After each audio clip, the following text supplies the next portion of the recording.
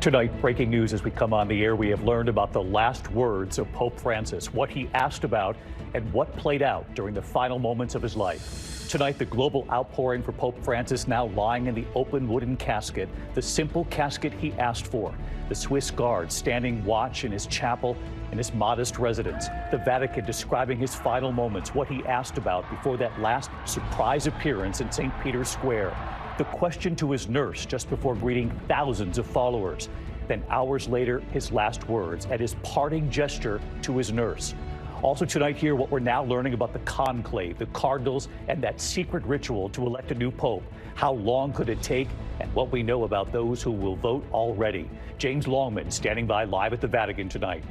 The other news this Tuesday night, Defense Secretary Pete Hegseth fiercely dismissing reports that he discussed sensitive details, the imminent launch of F-18 fighter jets to Yemen in yet a second group chat on the Signal app. This second chat included his wife, brother, and personal attorney. And tonight, how the secretary is explaining this. Tonight, the stark warning about President Trump's tariffs and the U.S. economy, the International Monetary Fund, and their warning tonight, what they're now forecasting when it comes to the economy. And late today, the huge blow to Elon Musk's Tesla profits in the first 3 months of this year, down 71%. And what Elon Musk said just moments ago to investors, and what he's also saying about President Trump's tariffs. Tonight, the case making national headlines in Boston, the second murder trial of Karen Reed now underway. Accused of running down her boyfriend in her SUV, a Boston police officer. Her defense team says she's being framed, and in a rare move, Karen Reed has brought on an alternate juror from her first trial to serve as part of her defense team. Tonight, the dyes that color so much of the food on the shelves at your grocery store. Tonight, Health Secretary Robert F. Kennedy Jr. now planning to phase out 8 artificial food dyes. What's in that dye? And tonight, from some Cheetos to Skittles to M&Ms, what will they look like without the dye, and will they find another way? Tonight in the Northeast, the images coming in now, the large wildfire exploding in size, evacuations underway at this hour. The Super Bowl champ and his plea to the person who stole his car. What's happened now and how this played out, you'll see it right here. And on this Earth Day, the extraordinary new images, the emperor penguins and their fight for survival. What scientists have learned about the one egg they lay a year and why it's at risk. From ABC News World Headquarters in New York, this is World News Tonight with David Muir. Good evening. It is great to have you with us here on a very busy Tuesday night. And we begin tonight with the last words of Pope Francis, what he asked about and what played out during the final moments of his life. Tonight, Pope Francis now lying in the open wooden casket, the simple casket that he asked for. The funeral we now know will be on Saturday morning, 10 a.m. local time there at the Vatican, 4 a.m. here in the U.S. I'll be at the Vatican with our team, and of course, we'll carry it live for you right here in the United States. Pope Francis, seen for the first time since his death Monday morning, lying in this simple coffin, the one that he chose, at the chapel of the Santa Maria residence where he lived. The Swiss Guard standing guard. Tomorrow, the pontiff will be carried to St. Peter's Basilica at the Vatican, where he will lay for 3 days for the public to now pay their respects. Cardinals from around the world are now gathering at the Vatican to plan the funeral, and then, of course, the conclave, the secret ancient ritual in the Sistine Chapel, where the Pope's successor will be named.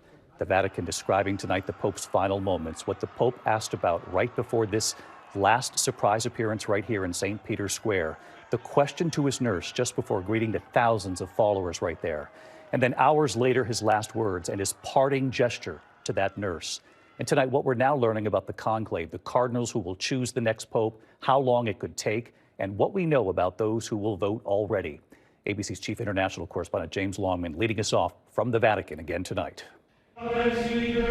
These are the first images tonight of Pope Francis just hours after his shocking death. The world saw him on Easter Sunday, his last major act as Pope. Hours later, the world would learn he was dead. You can see the cardinals surrounding Francis in prayer, some of the very same men who must now choose a new Pope, performing their solemn duty for Francis at the small ceremony to certify his death. The 88-year-old in the simple wooden coffin he asked for, a rosary in his hands, a quiet moment inside the chapel in his modest residence before the faithful get their chance to say goodbye. And tonight, new details about his final hours, including his last words. Before this extraordinary moment, when he took one final ride in the Pope-mobile on Easter Sunday in St. Peter's Square, The Vatican says the Pope hesitated and asked his personal nurse, Massimiliano Strapetti, "Do you think I can manage it?" Francis clearly moved by the love in the crowds. Moments like these, a baby lifted up to him, the Pope then offering a blessing. When it was over, Francis thanked his nurse for reassuring him that he could do it. Filled with gratitude, he said, "Thank you for bringing me back to the square." The Vatican says Francis then rested and had a quiet dinner and went to bed. It was just hours later, at 5:30 in the morning on Monday, that his health took a tragic turn. 1 hour later, 6:30 a.m., Francis gestured farewell with his hand to his nurse Strapetti, and in the end, he suffered a stroke and heart failure, and by 7:35, he was dead. From the Vatican to his homeland in Argentina to Catholics back in the United States, the tributes across the world for a leader whose appeal went way beyond the church. About 60 cardinals have held the first general congregation. They've announced the Pope's body will lie in state in St. Peter's Basilica for 3 days, starting tomorrow. Huge lines are expected to wind through the Vatican and beyond into Rome. All before his funeral, Saturday at 10 a.m. local time, 4 a.m. for those watching back in the States. President Trump and First Lady Melania joining dignitaries from around the world. And tonight, Pope Francis's final wishes, revealed in his will, now being prepared. Francis did not choose the vaulted serenity of St. Peter's Basilica to be buried in. Instead, he chose this church, St. Mary Major, a stunning building. But this is right in the centre of busy, noisy Rome. And that is exactly what Francis was all about, being close to regular people. We met the Morrison Sherritt family from Washington, D.C. What do you think made Francis different for you? I feel like he liked to talk to the people a lot more. I feel like he was a lot more open. I'm hoping that the next one will be a little more conservative, to be honest. Really? Yeah. Tonight, with funeral plans now set, the world's attention will soon be focused on the cardinals and the secret ritual of choosing the next pope, the conclave. They will convene inside the Sistine Chapel, sworn to secrecy. No one leaves until a new pope is chosen. Francis appointed some 80% of the cardinals who will now choose the next pope, but it's no guarantee they'll choose someone like him. Using private ballots, more than 100 cardinals will vote to choose Pope Francis's successor. The candidate must win 2/3 majority, which could take multiple votes. Twice a day, ballots will be burned and smoke released from the Vatican's chimney. Black meaning no winner. White signals a new pope and a new chapter for the church. They are seeking to really determine the signs of the times. What is it that the church needs now? What is it that the world needs now? And after Francis, his humility, his tolerance, the cardinals must decide, what kind of man does the church need now? So let's bring James Longman back in live from the Vatican tonight. And James, Pope Francis's funeral again set for Saturday. ABC News, of course, as you know, will carry it live starting at 3:30 a.m. Saturday morning. You'll be part of this team. And as the world mourns Pope Francis, of course, as you point out, the attention will soon turn to that secret ritual, the conclave, after Francis is laid to rest. And the world will, of course, wait for that white smoke you showed us, signaling a new pope has been chosen. So, James, just remind our audience watching here, how soon does the conclave actually begin after the funeral? And then how long after we see that actual white smoke, that signal, does the Vatican actually announce who the new pope is? Well, David, the conclave will begin probably a matter of days after the funeral. There are about a dozen cardinals who are in the running. They come from all over the world, from Europe, Asia and the Americas. This is the most diverse conclave in the church's history, and that is because Francis chose cardinals from all four corners of the earth. As for the appearance on the balcony, well, Francis came out within about an hour of that white smoke appearing, so it's likely that we will see something like that too. But that is the moment that millions around the world will be watching for. David. All right, James Longman, we'll see you later this week right there. And tonight in prime time, we should point out an ABC News special, Francis, the People's Pope, 10 p.m. Eastern, and then streaming on Hulu and Disney+. And then later in the week, I'll be traveling to Rome for the funeral, and then we'll be there for the conclave as well. But we'll see you Saturday morning from the Vatican for the funeral. In the meantime, we turn to the other news. This Tuesday night, Defense Secretary Pete Hegseth fiercely dismissing reports that he discussed sensitive details, the imminent launch of F-18 fighter jets to Yemen, in yet a second group chat on the Signal app. This second chat that included his wife, brother, and personal attorney. Tonight here, how Secretary Hegseth is now explaining this. Here's Martha Raddatz. Tonight, Defense Secretary Pete Hegseth dismissing reports that he shared highly sensitive U.S. military attack plans with his wife, brother, and others in a group chat he created on the commercial app Signal. I said repeatedly, no one's texting war plans. Sources tell ABC News the information Hegseth sent to his wife and the others included details of the imminent launch of F-18 fighter jets to Yemen last month, essentially the same information that he shared in a separate Signal chat with top administration officials. What was shared over Signal, then and now, however you characterize it, was informal, unclassified coordinations for media coordination and other things. That's what I've said from the beginning. But at the Pentagon, there is growing alarm. 3 of Hegseth's hand-picked senior aides escorted out of the building accused of leaking, and a former spokesman saying the building is in total disarray. Disgruntled former employees are peddling things to try to save their ass. But those aides all denied leaking, and one of them, Dan Caldwell, a former Marine who came to the Pentagon with Hegseth after working for him at a veterans organization, says he's dismayed by the whole situation. I've been a friend and supporter of Pete Hegseth for a long time, and I'm just personally devastated by this.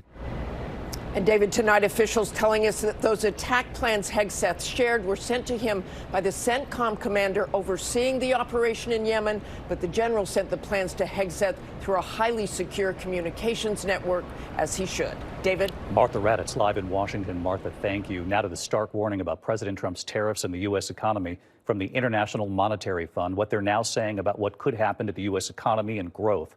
And tonight, the huge blow to Elon Musk's Tesla profits, down 71%. And what Musk said late today, just moments ago, in fact, to investors, and what he said about President Trump's tariffs. Here's Mary Bruce.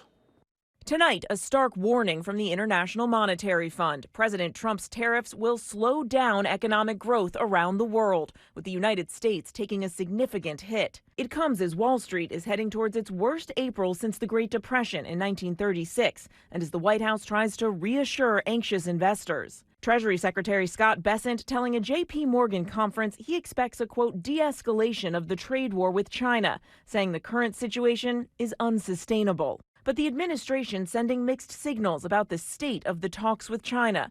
The president today painting a rosy picture. We're going to be very nice. They're going to be very nice.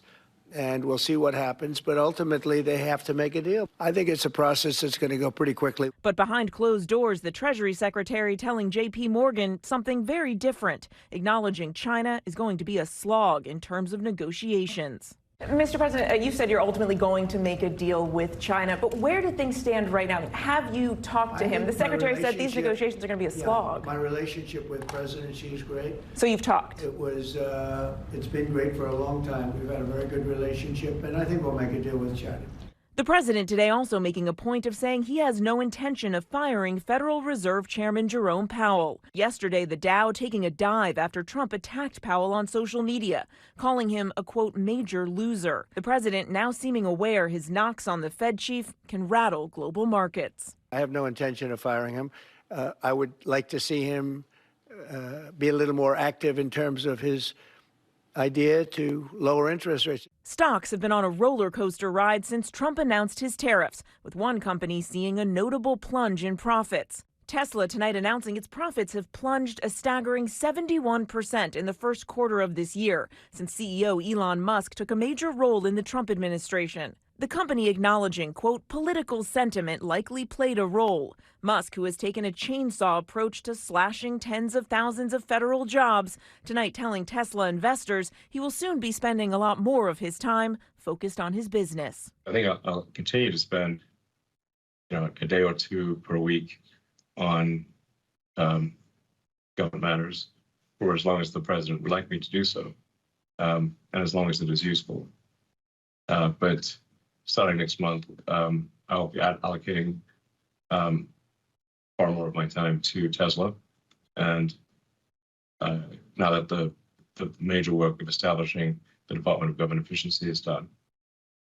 And Musk told his investors that he has been advocating to Trump for lower tariffs, but saying ultimately this is up to the president. David. Mary Bruce at the White House. Mary, thank you. Now to Boston tonight, the second murder trial of Karen Reed now underway. She's accused of running down her boyfriend in her SUV, a Boston police officer.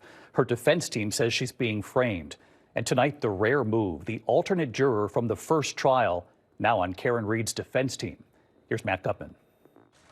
It's the case that has captivated millions across the country and deeply divided a Boston suburb. Free Karen Reed! Tonight, nearly a year after the last jury found themselves hopelessly deadlocked, Karen Reed's second murder trial for killing her police officer boyfriend is underway. I hit him. Oh my God, I hit him. The prosecution doubling down, alleging Karen Reed, drunk and angry that night, knew she slammed her SUV into O'Keefe outside a get-together at another cop's home, leaving him to die in a blizzard. She clipped John O'Keefe. He fell backwards, hit his head. But the defense continues to claim Reed didn't kill O'Keefe and that she was framed. They say O'Keefe was beaten inside that other cop's house and then dumped outside to die. A rush to judgment, conflicted and corrupted from the start. Corrupted by bias, corrupted by incompetence, and corrupted by deceit. The prosecution signaling they'll prove their case by using Karen's own words, showing what they call her shifting narrative in her many interviews. I mean, I didn't think I hit him, but could I have clipped him? Could I have tagged him in the knee and incapacitated him? He didn't look mortally wounded. But Reed telling me in 2023 she could never have clipped O'Keefe. Could you have been angry enough and slightly drunk because he had annoyed you that in the fit of rage you just backed up and Never. tried to tap him? I would never. And David, that first jury, of course, hopelessly deadlocked. And as you just mentioned, the defense for Karen Reed making the unusual move of bringing on a former alternate jury from that first jury, Victoria George, hoping she could help take them from a hung jury to an acquittal, David. That's a real twist. Matt Gutman, who's followed this case from the start. Thanks, Matt. Tonight, Health Secretary Robert F. Kennedy Jr. revealing a significant change when it comes to food dyes. He's now planning to phase out 8 artificial food dyes that color so much of the food at your grocery store. They're found in popular products, everything from Cheetos to M&Ms, Skittles. He has long argued the dyes could be harmful. He wants them removed by the end of 2026. When we come back here tonight, the Super Bowl champ and his video plea, you'll see it, to the person who stole his car. Well, what's happened now, and you'll see the moment police move in on this. And then the images coming in at this hour. This is a large fire exploding in size right here in the Northeast. Evacuations at this hour. Part of a major highway has been shut down in a moment.